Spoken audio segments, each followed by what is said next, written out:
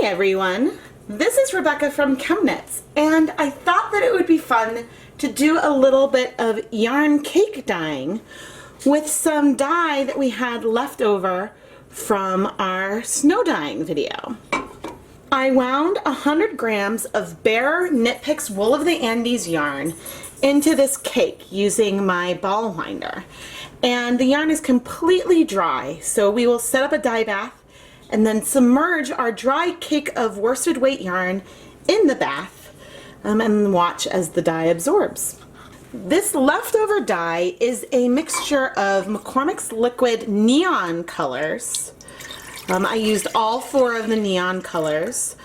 This leftover dye also contains some snow melt and potentially some residual vinegar that had come off of the yarn that I had pre-soaked in a vinegar solution before adding on the snow. I believe that this dye bath is acidic because it smells a little bit like the acetic acid from vinegar. So I am not going to currently add any more vinegar.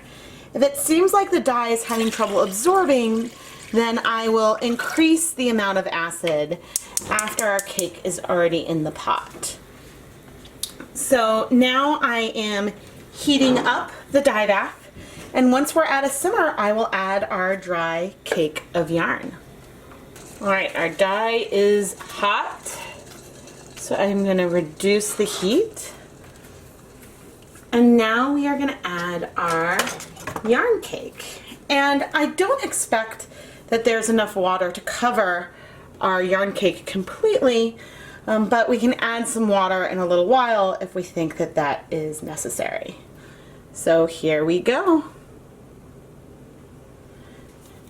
And I have a slotted spatula to help us with submerging our cake of yarn.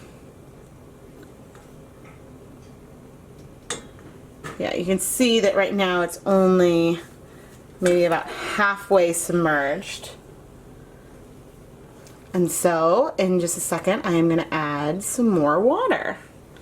This water is cold, but the heat is still on, so just adding a little bit so we can help this submerge a bit more. And I'm going to add some more water.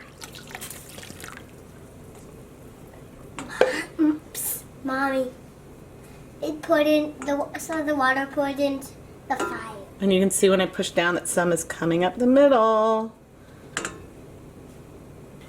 If in about 10 minutes or so we don't really see much evidence of the dye exhausting, then I know that we'll need to add a little bit more vinegar. But I am going to go ahead and give this I think 3 minutes to start heating up a bit more, and then I'll evaluate if when I want to add more water, if I also want to add some vinegar to this. 3 minutes have passed and there's still a lot of color in the dye bath. So to my water back here that I'm going to add to increase the volume, I'm going to add 2 tablespoons of white vinegar.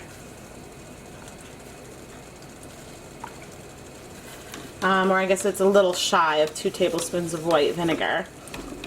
And I stirred up that just slightly off camera.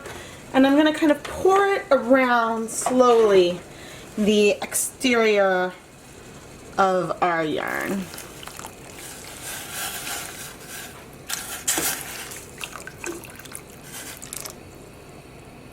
Okay. And you can see that the top, I still haven't quite submerged the top yet, but I'm trying to do this a little slowly because I want the color to strike first on the outside and allow, as the cake kind of gets soaked, you can see that it's slowly getting submerged along the top versus me pushing it. And so maybe, it's hard to know if what we're seeing in the center is a little more blue. So maybe we will see some breaking of this teal, which would be kind of nice. But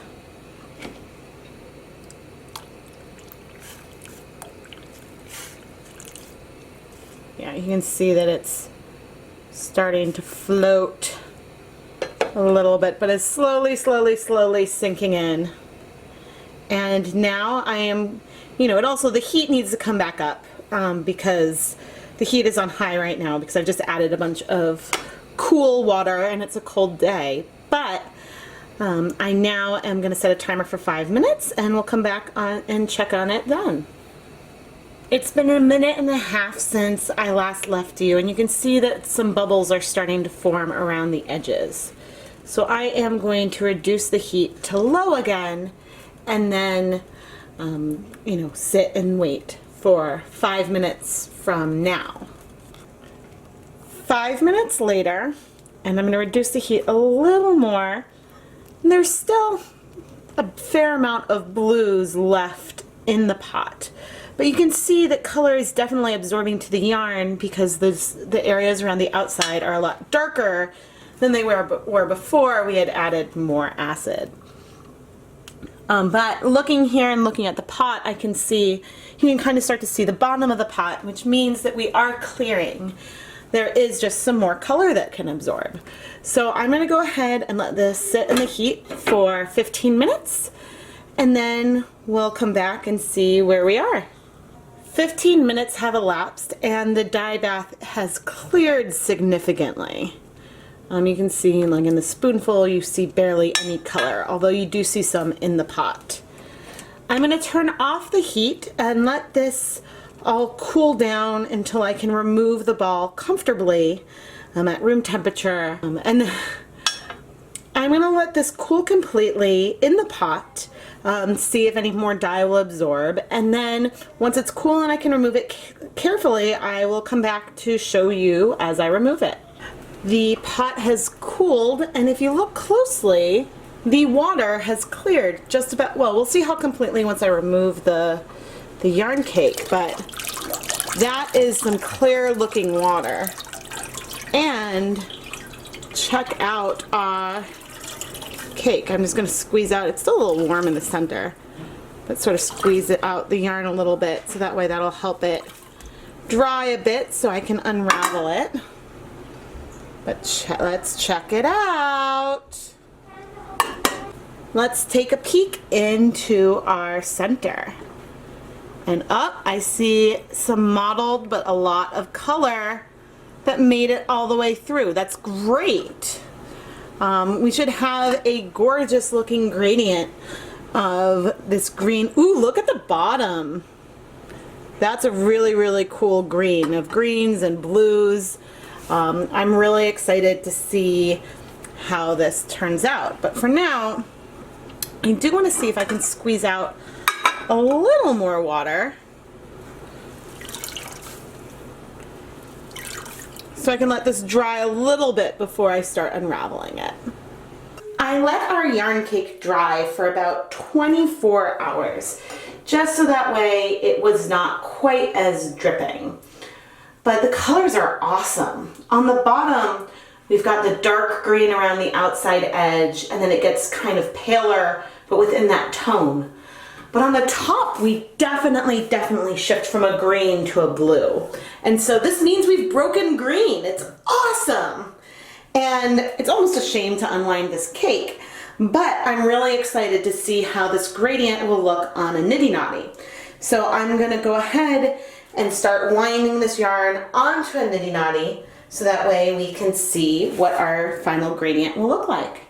Here is a view of our yarn while still on the niddy noddy.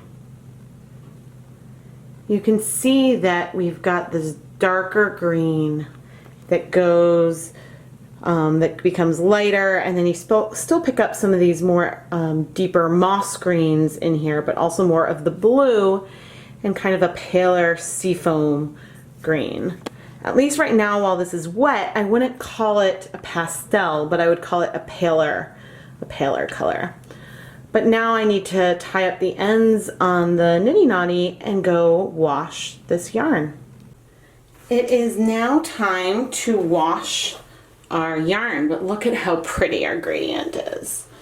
I'm going to start adding some cool tap water and some clear dish soap. Just a little squirt that I like to add to it. Helps dislodge excess dye, but also, especially since this did have some snow wash in it, will just help remove and wash out anything that needs removing or washing. But you can see that the water is already very, very clear, which is not always the case with cake dyeing yarns, because sometimes there's some extra yarn that didn't bind in the center and that we need to deal with. But what I'm going to do is rinse the soap out and make sure that the water continues to remain clear, and then I will hang the yarn up to dry and show you what our finished yarn looks like. All I can say about this yarn and this gradient is wow. I think that, you know, from going from this deep forest green into this teal is just absolutely spectacular. And I really envision a gorgeous hat or something that is a little asymmetric on its own right coming out of this yarn. I know that from this video, there's a few things that I want to explore more in the future. I would love to explore more cake dyeing on worsted weight yarns. I think that it's a fantastic effect, and I love this yarn so much. But I'm also interested in exploring more about adding vinegar later on in the dyeing process, because part of the reason why we might have such good saturation over all of the yarn is that there was very, very little vinegar in the pot when we started.